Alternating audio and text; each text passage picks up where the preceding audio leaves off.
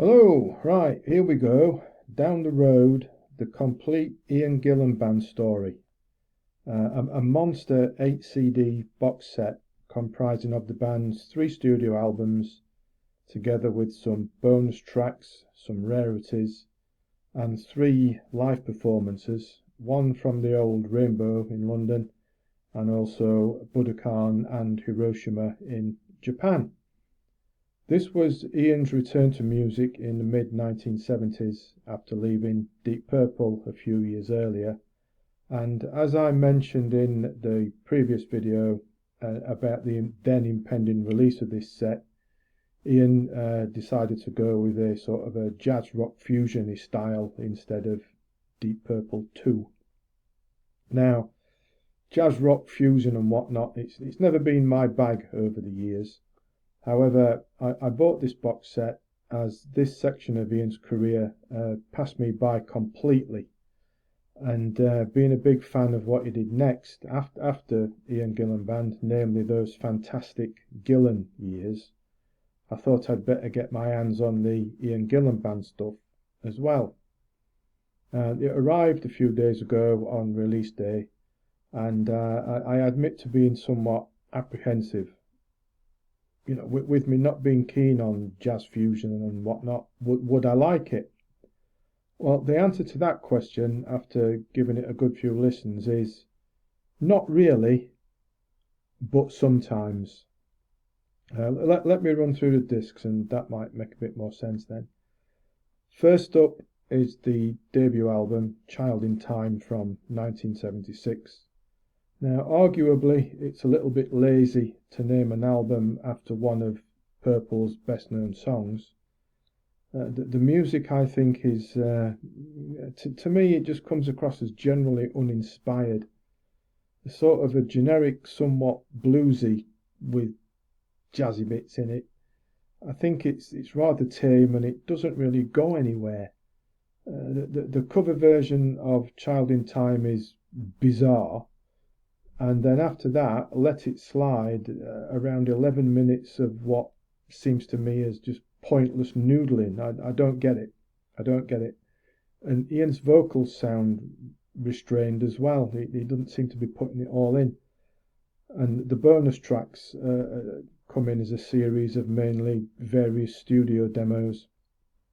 Then we've got Clear Air Turbulence from 1977. I think this is slightly better than Child in Time, and it has its moments.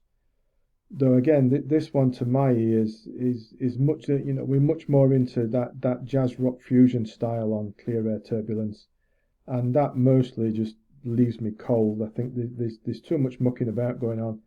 We've got all sorts of trumpets and saxophones, and it just sounds wrong, just wrong.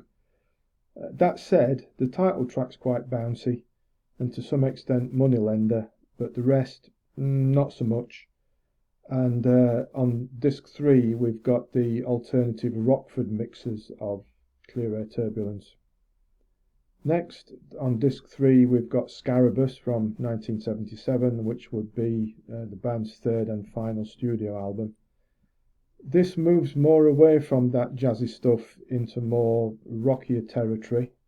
Quite like it better than the first two, particularly tracks like Twin Exhausted, the title track, and Poor Boy Hero, much more to my taste. The disc of rarities has various demos and studio backing tracks, plus a single edit of a live version of Smoke on the Water, all right for curiosity value. And then the 3 discs of the live shows. And this to me is where those generally uninspired studio versions come to life a bit more. It generally, all the live stuff generally sounds harder and edgier. Of the 3 performances, I think the Hiroshima show is by far the best of them. That comes across as like raw and powerful, probably as it was on the night. Especially the rock and roll medley and a couple of bonus tracks.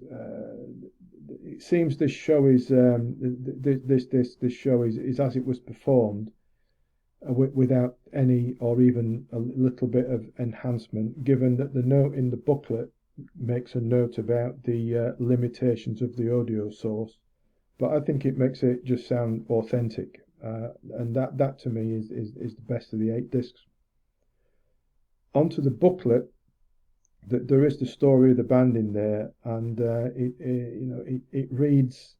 It seems to hint that the jazz fusion style didn't really sit too well with Ian, and that the band was not entirely, he and the band weren't entirely, as we might say, on the same page. I get the impression that they were never really believers in what they were doing from the start, and it just went through the motions rather than putting it all in. Am I pleased I bought this box set? To an extent. I'm sort of pleased I bought it, but maybe overall it's one more for completists. In my opinion, what Ian did next after the Ian Gillan band disbanded and he came back with the eponymously titled Gillan band, that run of albums is spectacular. We've got Future Shock, Glory Road, Mr. Universe, and whatnot. That's just pure magic. Oh, there we are. Magic was another one. So that run of albums that Ian did next as Gillan, 78 to 82, is streets ahead of this one.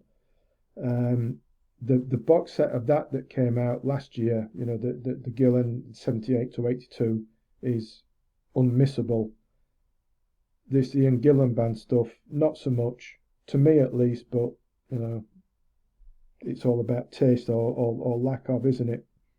So there we are. That's my impression of the Ian Gillan band box set. Generally average, well, a bit below, but some of it's okay, but not a patch on what he did next. So we'll leave it at that. I'll put links in the description to it on Amazon if you do want to go and have a look at it, and also to the Gillan 78-82 set, which I said to me is Ian Gillan at his peak. Never did anything as good as that before or subsequently. So there we are. That's it. We'll leave it there. Please do subscribe to the channel before you disappear if you wouldn't mind, because that's always a big help and appreciated. And until next time, thanks for listening, thanks for watching, and take care.